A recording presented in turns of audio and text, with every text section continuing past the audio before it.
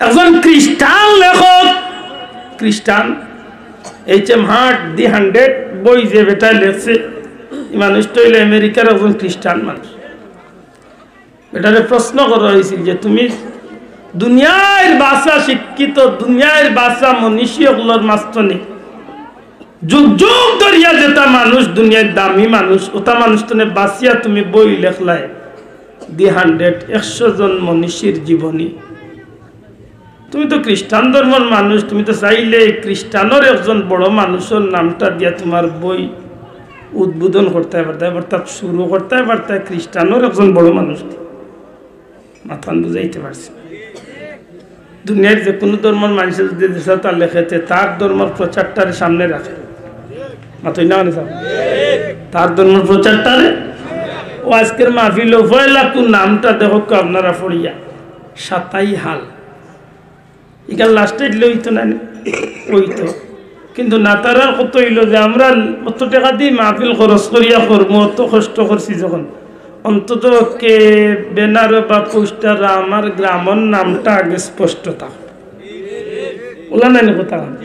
ও যে ইন্টারনেট যে বন্ধু হলে চালাইরা, এরা প্রত্যেকের ইন্টারনেটের বা যেন কিতা কইন ইউটিউবের মাঝে তারা যে তাও ছাড়ে না কেন ইগু তারার ওই ইউটিউবের চ্যানেলের নাম দেওয়া থাকে।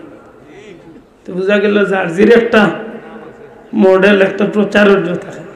মাতুই না খ্রিস্টান বেটারে জিকাই যে তুমি খ্রিস্টান মানুষ, তুমি বই লেখলা দুনিয়ার ভাষা মানুষ সকল তো 100 জনকে বাঁচিয়া, এর মাঝে পয়লা নাম দিলা তুমি ইসলামের নবীর নাম। কারণ কি তা ভাই চাপটাই নিবাই লুইয়া ইসলাম অন্য লুইয়া দিলেও ভাই করে দিয়ে লুকাই লুকিয়ে দিলে খালি মরে বাদ দিয়ে দিছে।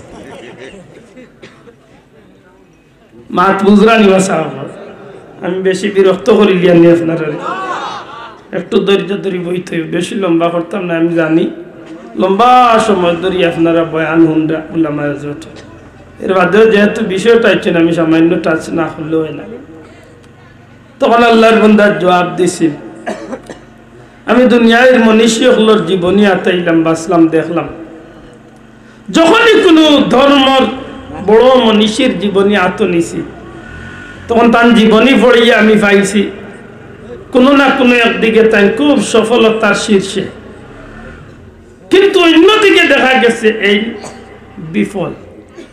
যেমন দার্শনিক হিসাবে দেখা গেছে একজন মানুষ একেবারে পৃথিবীর শ্রেষ্ঠ দার্শনিক, কিন্তু তাদের ডাক্তারির জগৎ নিয়ে দেখা গেছে ডাক্তার বলতে কিচ্ছু নাই। মাথান বুঝাইতে পারছি? যখন ডাক্তার হিসাবে একজন মানুষের শ্রেষ্ঠত্বর অধিকারী পাওয়া গেছে, তখন এই মানুষটা যখন বিচারক জগৎ নেওয়া গেছে, যে বিচারক হিসাবে অবদান কতটুকু দেখা গেছে একেবারে জিরো। আরেকজন মানুষের জীবনী দেখা গেছে বিচারক হিসাবে দুনিয়ার মাঝে বড় ভালো এক বিচারী, কিন্তু রাষ্ট্রনায়কের জগৎ নিয়ে দেখা গেছে এই একেবারে এই জগৎ জিরো। আর ওজনের রাষ্ট্রনায়কের জগৎ দেখা গেছে শ্রেষ্ঠ, কিন্তু রাজনীতির মঞ্চ নিয়ে দেখা যায় এই একেবারে জিরো। অর্থাৎ একজন মানুষের জীবনের একদিকে সফলতা মিললেও অন্যদিকে বিফলতা, একদিকে এই একেবারে উচ্চ স্তর, অন্যদিকে একেবারে জিরো। আল্লাহর বান্দা হয় আমি এইভাবে যখন সারা পৃথিবীর মনীষীগুলোর জীবনীরে সানিয়া দেখলাম, এর মাঝখানে আমি 99 জন বাঁচিছি। আর সারা রূপে আদম আলাইহিস সালাম তো নিয়ে আজ পর্যন্ত যত মনীষী আছেন সবার উপরে যখন আমি রিচার্জ চালাইয়া যখন দেখলাম, এক ব্যক্তি বড় ব্যতিক্রম। এন খালি ই যুগর নাই, সর্বকালের সর্বযুগের সর্বশ্রেষ্ঠ, সব দিক তলে শ্রেষ্ঠ।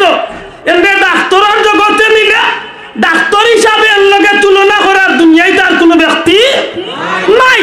দার্শনিক হিসাবে এর লগে তুলনা করার দুনিয়ার দ্বিতীয় কোনো ব্যক্তি। রাষ্ট্রপ্রধানের জগতে নেন, রাষ্ট্রপ্রধান হিসাবে সৃষ্টির শ্রেষ্ঠ রাষ্ট্রপ্রধান।